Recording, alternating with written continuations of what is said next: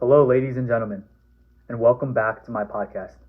In today's episode, we are going to be looking into the Kentucky Suffragist Monument, exploring its culture, atmosphere, and how it affects the people that come into contact with it every day.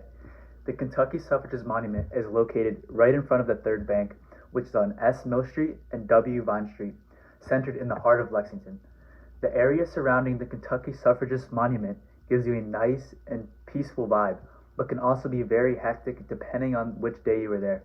The monument is facing a street that runs across Lexington and can lead off to many places such as Rupp Arena.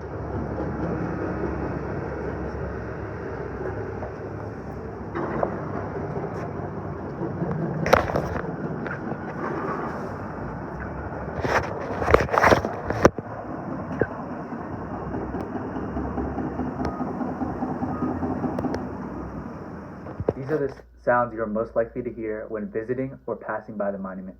For those who don't already know, the Kentucky Suffragist Monument was put up to honor those women suffragists who fought for the right to vote and give women equal rights. Under horrible circumstances, they were able to push through such difficult times and achieve their goal. This gives the monument such a powerful message, and with that message, it shows and creates an everlasting culture of positive reinforcement. I wanted to hear another person's perspective on this monument and hear about what they thought the culture and atmosphere was like. The person I decided to interview is my friend named Kyle. Kyle is a freshman here at the University of Kentucky who has never seen the space before. So I thought it would be very interesting to get his view on what he thought the culture and atmosphere here was like. I thought he gave great insight and had similar views to mine. I asked Kyle a series of different questions related to culture and atmosphere. Here's what he had to say. What do you think the atmosphere is like for someone who has never been here? I definitely think the atmosphere for this space is, definitely like pushing through adversity. I think, people come by and like evaluate, how they are during the day because I think, they see this and this monument is something that, for people that didn't really have much back then and they pushed through and got, what they have today. I think it gives them motivation to really do well in school, and definitely when school's rough, they look at this and see what they pushed through and think about all the things that they had to overcome, and they just use that as motivation to keep doing well in school. And I think that's really big for some students here at Kentucky. I really liked what Kyle had to say here. He felt the atmosphere of the space was pushing through adversity. This is something I completely agree with. As a fellow student here at the University of Kentucky, knowing what these suffragists pushed through to get their voices heard really shows what humans are capable of in terms of dealing with adversity and facing problems in daily life.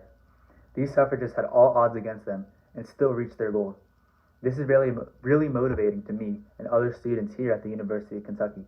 Seeing the monument gives me a burst of motivation in my schoolwork and makes all my daily stresses go away. If they could accomplish an impossible task for their time period, I can definitely get an A on my exam. I know this is such a broad example, but the feeling is real, and you won't understand until you are facing the monument face to face. The next question I wanted to ask Kyle had to do with culture and what he felt the culture was like. What do you think the culture here is at the monument? I think the culture is kind of the same, but I think it's, pushing through, pushing through adversity, pushing through school, and pushing through, any challenges that you face in life. Because I think, especially, with the suffrage movement, I think that's definitely what they did. They pushed through, not being able to vote and not having the same rights.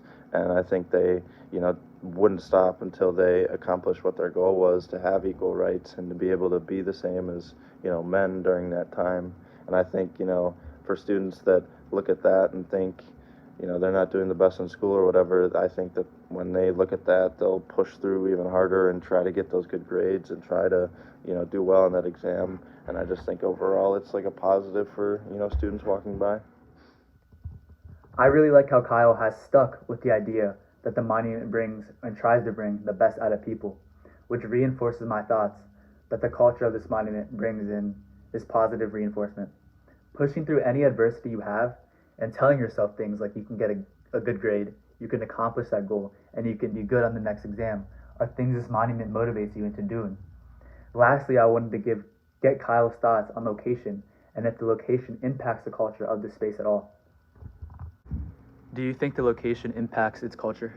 I definitely think it does, especially, having a lot of cars go by, being on a pretty busy street in general. I think it definitely gets a lot of eyes, and it definitely, makes people think throughout the day and gives it the culture that, especially a lot of these people driving are probably driving to work, driving home from work, maybe seeing the sculpture and, thinking about what's behind the sculpture and, the meaning of it.